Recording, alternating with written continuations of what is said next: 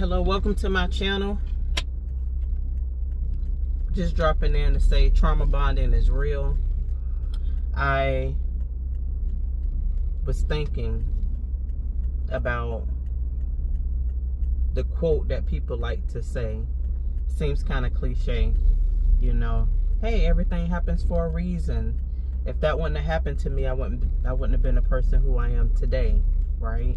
Not realizing that a lot of those things that we go through are due to pathologies, patterns, as they call them, from what happened in our family that we're aware of, and some of the things that we're not aware of that was never resolved. And now it continues to stay in the family until somebody breaks the cycle.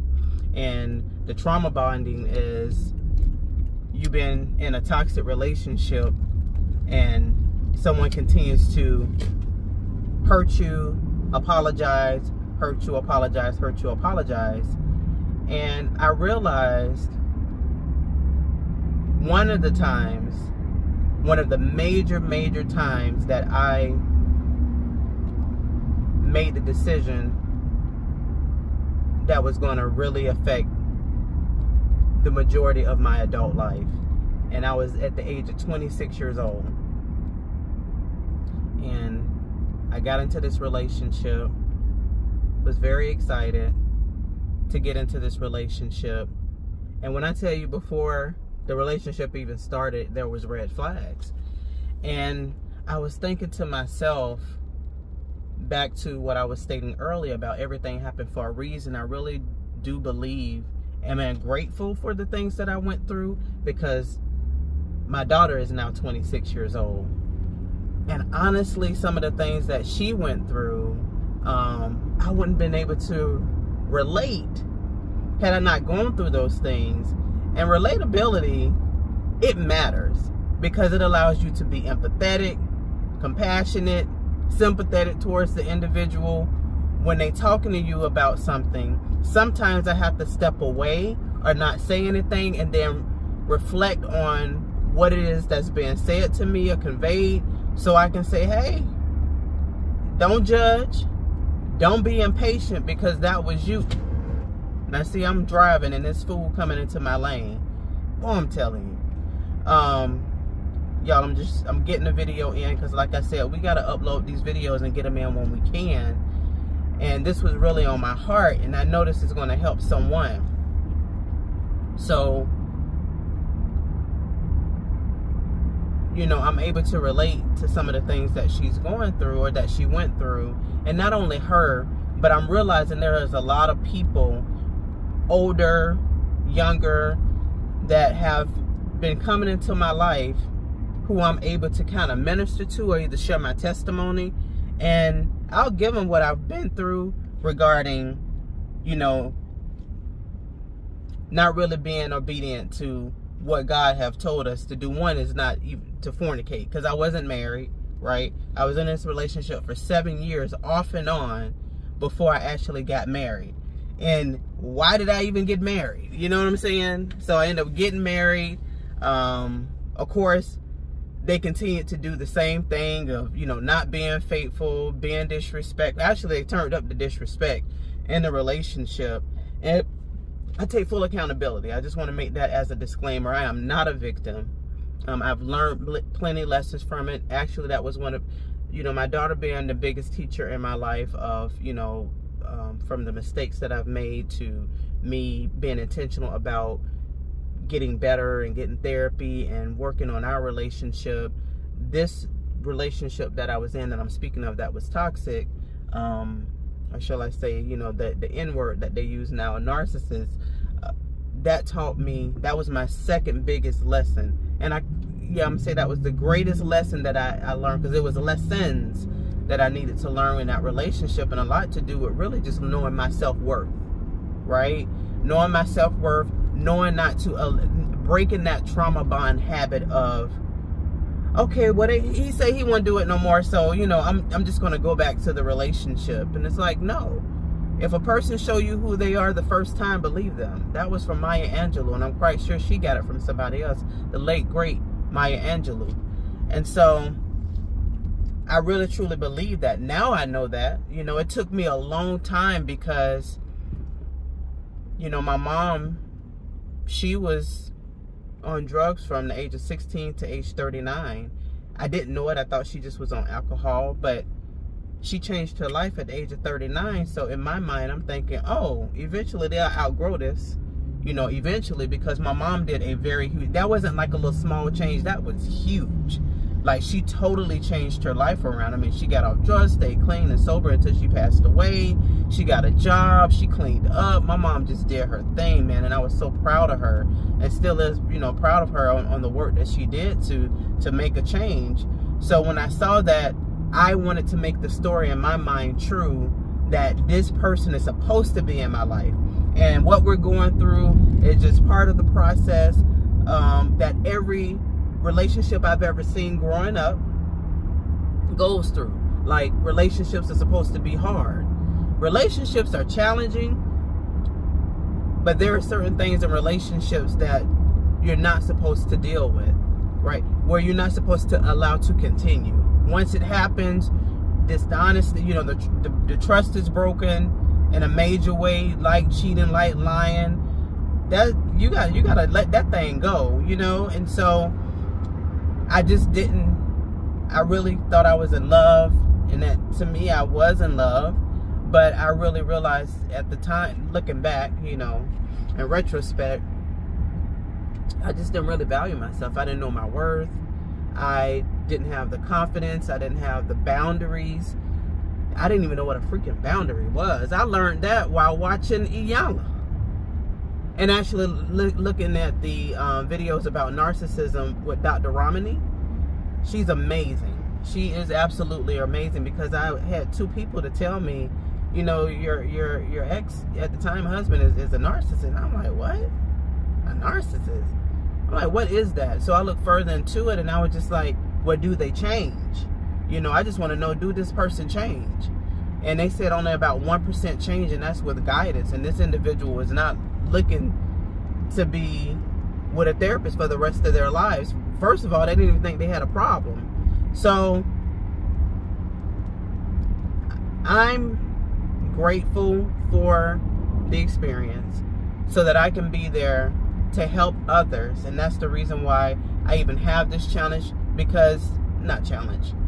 have this channel, so that I can share my experiences in hopes that I help someone. And I was turning 40. What made me change is that, my mom died at 46 years old as a result of long-term effects of taking drugs. My dad died as a long-term of taking drugs.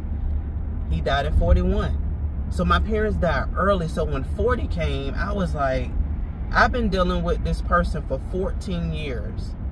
And I still found out that they wasn't doing right by me. I'm like, I don't want to live the rest of my life miserable. I know I deserve better. And it was the hardest thing I ever had to do, but I had to do it for myself. I had to do it for my daughter, and I had to do it to break this family pattern of being in toxic relationships that do not serve us. And in some cases, when they say women be in relationships or people be in relationships because they want a man or a woman, I can only speak to just the woman issue in my family, which is staying in a relationship because you just want a warm body next to you. But if you're not happy, if you're miserable, and that person is taking life away from you, I would rather be single. I would rather be single, doing God's work, helping people, living my best life, telling my testimony, helping to break people free, from what they may be going through, and working on bettering myself. And still, because I still believe in love, versus staying in a relationship because I feel like I put too much time into it. Because that's a reason why a lot of us stay. Well, I put so much time and energy into this relationship. I don't want that other person to have this person. Or you look at their success and you like, well, if I let it go, then somebody else is going to benefit from, the work and effort that I put into the relationship. If you have faith in God, trust me, God got you. God don't want you to suffer like that. yes, we're going to have ups and downs in a relationship, but I'm speaking of the extreme. I'm speaking of toxicity. I'm not speaking of your average, y'all not getting along. You might be having issues. It might be issues with intimacy, which might have to do with some childhood trauma, but it's not in a situation to where you feel like your mental is being threatened. You feel like your life is being threatened. So I had to change. I had to change because I said, Lord, if you get me out of this situation, if you allow me to get out of this situation, I'm going to give you the rest of my life. Now, I did pretty good for like 2 years and about 7 months. I got a divorce, got out of that relationship, but then reconnected with the individual because I was like, well, maybe we are supposed to be together. Worst decision, but I reconnected in a way, not that we got into a relationship, but we were still talking, and I realized this ain't what God wanted. It was never what God wanted. Sharina, you wanted this relationship, and don't waste any more time.